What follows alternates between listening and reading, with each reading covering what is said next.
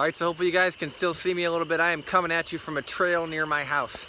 And the reason I'm coming at you from this trail is because last summer I started running on this very trail, and I would often do this in the evenings after I put my children to bed.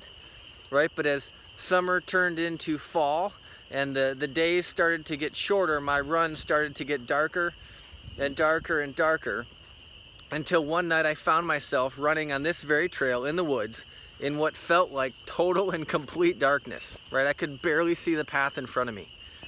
And if you've ever been in a situation like that, you know how fear can quickly set in, right? Even though I had run this trail a dozen times, even though I knew this trail inside and out, my mind, it started messing with me because I couldn't see the path, right?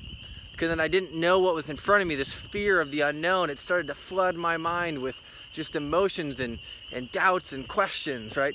What if there was a branch somewhere on the trail that I couldn't see? What if there was an animal somewhere lurking in the darkness waiting to just to get me? Right? It was in that moment, all of these things are running through my mind. And so I got home later that night, and as I reflected on my run, I feel like God just flooded my mind with a series of verses. I think he wanted to remind me of a far greater truth that exists. In John 8:12, Jesus says, "I am the light of the world. Whoever follows me will never walk in darkness, but will have the light of life." Elsewhere in the Psalms, the psalmist writes, he says, "Your word is a lamp for my feet and a light unto my path." Right? And so the picture that we get from the scriptures when you understand light and darkness is that it is into a dark and hopeless and broken world that Jesus shows up. And when he does, he is described as a light that bursts forth into the darkness as a beacon of hope and promise and life. Now, the difference between running on this path with and without a light, it's not the path, right? The path is exactly the same in both scenarios. Same hills, same turns, same challenges. The difference having a light makes is the light takes away the fear that darkness creates. It takes away the anxiety of the unknown, and it shows me how to best navigate the terrain that's ahead, whatever it may be. Now, if I understand the scriptures correctly, the same thing should be true for those of you who are a follower of Jesus. Right? Having the hope of Jesus in your life, it does not mean that your path will be any easier. But it does mean that you will have a guide to help you navigate whatever does lie ahead on that path. And it means you have an eternal security that should allow you to live by faith and not by fear.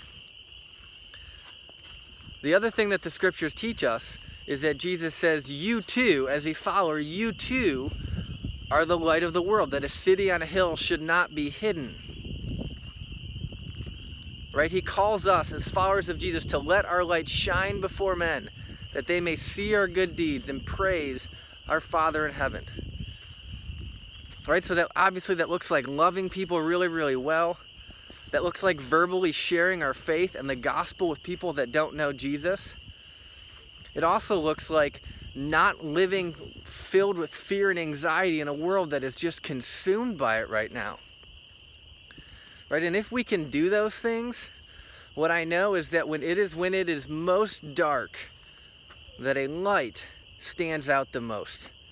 And that if we can do those things right now in the midst of what is going on, I gotta think that our light will shine and that God will use that. So I don't know what the path ahead looks like for you or me or anyone right now. Who knows? But what I do know for sure is that your journey will be exponentially better if you are not walking in the dark. Jesus says, "I am the light of the world. Whoever follows me will never walk in darkness, but will have the light of life." So may he guide you guys on your journey in the days ahead.